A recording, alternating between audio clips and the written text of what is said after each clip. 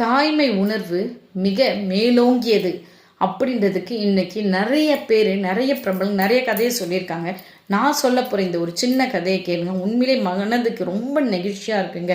Daily அந்த அம்மா என்ன பண்ணுது, தன்னுடைய மகனை டியூஷனுக்கு அழைச்சி போயிட்டு விடுறதுக்காக டெய்லி அது வழியாக போயிட்டுருக்காங்க. அந்த இடத்துல ஒரு மரக்கிளை, ஒரு பச்சையமான ஒரு மரத்துலேருந்து அதாவது காஞ்சி போட ஒரு மரக்கிளை இருக்குது. டெய்லி அந்த அம்மா அந்த பையனை கூப்பிட்டு போகும்போது அந்த பையன் என்ன பண்ணுவானோ அந்த மரக்கிளையை பிடிச்சி தொங்கிட்டு விளையாடிட்டு போவான். அப்போல்லாம் அந்த அம்மா என்ன பண்ணும், அந்த மரக்கிளையும் அவனையும் பார்க்கும்போது லைட்டாக சோகமாக இருக்கும். அவன் ஜாலியாக இருந்துட்டு போயிட்டே இருப்பான். ஓகே, இதே மாதிரி தொடர்ந்து நாட்கள் நடந்து கொண்டே இருக்கும். அந்த நிகழ்வும் நடந்து போயிட்டே இருக்கும். அந்த இடத்துல ஒரு நாள் அந்த பையன் போகும்போது அந்த மரக்கிளை அந்த இடத்துல இருக்காது. உடனே அந்த அம்மா என்ன பண்ணுவான், அன்னைக்கு தான் அவங்க சிரிப்பாங்க. இத்தனை நாள் சோகமாக இருந்த அம்மா இன்னைக்கு அவங்க சிரிப்பாங்க. உடனே அந்த பையன் அவங்கள பார்த்து அவங்க அம்மா பார்த்து ஒரு கொஷின் கேட்பான்.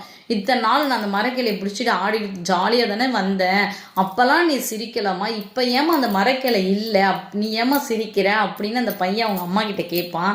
அவங்க அம்மா சொல்லுவாங்க, அந்த கிளை ஏற்கனவே ரொம்ப டேமேஜாக உதிர்ந்து போகிற நிலையில இருக்கிற கிளை.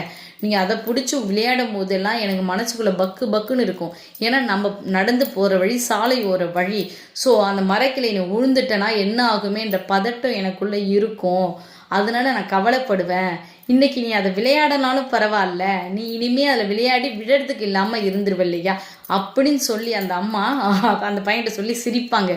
இந்த ஒரு சின்ன கதையும் தாய்மை உணர்வை மேலோங்கி சொல்கிற கதை தான் நான் நினைக்கிறேன்.